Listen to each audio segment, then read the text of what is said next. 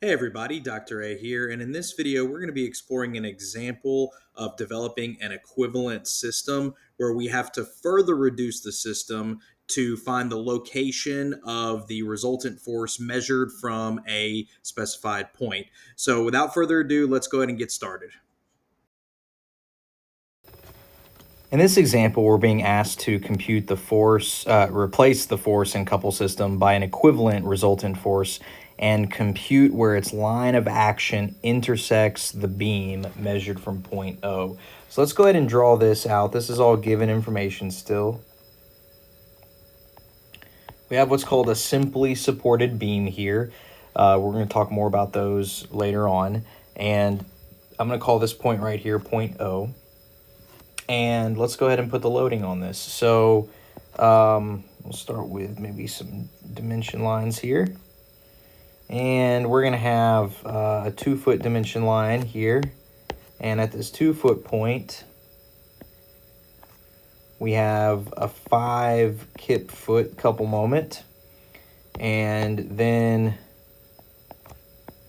3 feet over, we have a point load of 2 kips. 2 more feet over, we have another point load. This one at an angle. It's at a 30-degree angle, and it's 1 kip. And then we have a 3-foot, let's color coordinate, 3-foot gap here. Okay, so this is our system. And again, notice that what's a little different here, we have a 5 kip foot couple moment acting on this system, okay? So that means like something is sitting on this beam that's causing like a twisting effect along the axis of the beam, and the moment axis, right? The axis that this moment is curling around is represented by this little dot, which is coming in and out of the screen at you. So under the solution, we need to note that this is a coplanar system. So this is a system like the second condition that we talked about in the previous video. You have concurrent systems, which this is not a concurrent system, right? All these forces are not intersecting at a common point. It's not a parallel force system, because notice that these 2 kips and 1 kip forces are not parallel, but it is coplanar. Everything's in the same 2-dimensional plane. Okay, so the first thing we're going to do is determine the resultant force. So this step is pretty much the same as we did in the previous section. We're going to say the sum of the forces in the x direction equals an x resultant force, and get rid of that vector hat, and we're going to say that equals 1 kip, negative 1 kip, times cosine 30 degrees, and that's it, right? That's the only thing in this system that's got an x component. And so the resultant force in the x direction is going to be negative 0.866 kips, which is 0.866 kips pointing to the right. All right. And then similarly, sum of the forces in the y direction equals the resultant force in the y direction. And that's going to be equal to minus 2 kips minus 1 kip times sine of 30 degrees. No calculator here. What do we get? Sine of 30 is 1/2. So you get negative 2.5 kips. So that's 2.5 kips pointing down. All right. And then we're going to get our resultant force by using the Pythagorean theorem, frx squared plus fry squared. And we're going to get us a value of 2.65 kips. And then our resultant angle is going to be arctan of the absolute value of fry over frx. And that's going to give us 71 degrees. Now, where is this angle being referenced from? Notice that the x component, frx, is pointing to the left, fry is pointing down, so our resultant should be pointing in quadrant 3, which means that we're going to have something like this, okay? So, so that's the first part. Now, here's the part that's a little different. We're asked to find where the line of action of this resultant force is intersecting the beam measured from point O, okay? So here's how I can draw this. Here's going to be my equivalent system. Equivalent system. Here's my beam, and I'm going to have some distance D here, okay? And here's my resultant force. Fr equals 2.65 kips. And here's that theta resultant, 71 degrees. So what I'm really looking for, if you read the problem statement carefully, is this value of D. And you know, this is 0.0 right here still. All right, so here's what we're going to do. This is where we're going to use moment summation a little bit differently than we did before. I'm going to say the sum of the moments about 0.0, counterclockwise positive, equals the resultant moment. Okay, nothing new here yet.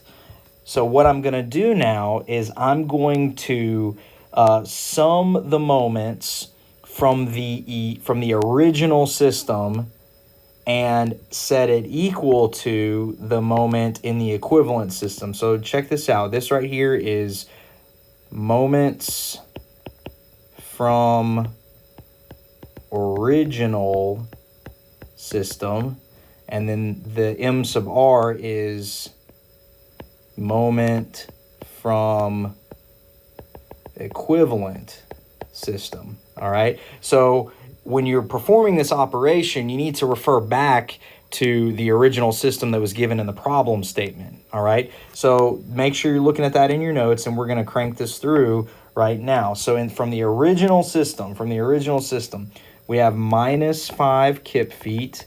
You do not need to multiply that by any distance. It's already a moment, okay? And then we're going to say minus 2 kips times 5 feet. And then we're going to say minus 1 kip times sine of 30 degrees times 7 feet. And so all of this is the left-hand side of this moment equilibrium equation, okay? And then we're going to set this equal to the resultant moment that we're going to observe in this equivalent system. So what is that going to be? That's going to be 2.65 kips times the sine of 71 degrees. So where am I getting that from? That's the y component right here. This is FRY. In fact, we should already know that, right? Actually, we have that directly right here, 2.5 kips. So we could just put in 2.5 if we wanted to. And then times what? Times D, which we don't know, times D. And so now we have the left-hand side of this equation is all numerical values. The right-hand side equation is essentially 2.5 kips times D. We do some rearranging, and we should get D is equal to 7.4 feet. And that is our final answer. Now, you may be thinking, okay, I can do this, but I'm not really sure why I'm doing this. Well, later on in engineering, specifically in civil, but also in mechanical a little bit, we often look at equivalent systems where we have to calculate a distance relative to something, and we have to write a statically equivalent system in order to do that. So these operations, even though right now it may be kind of hard to see why we're doing it, we do this a lot in our structural engineering, structural design courses, a little bit of it in design of foundation systems, and then in mechanical engineering, this is done in design of machine systems. So I made a slight mistake here, or actually really a mistake / omission. When we're calculating the M sub R, we also need a direction here, and I'm also going to make that counterclockwise positive. And so when that happens, and we're looking at our equivalent system. Notice that this y component is causing a clockwise rotation about 0.0, so we should have a negative sign right here. And then we rearrange this, do some calculations, and we get D equals 7.4 feet here. So just make that slight correction in your notes, counterclockwise positive here, and then include a negative sign, because this negative sign is the indicator that the y component of this resultant force is causing a clockwise tendency of rotation.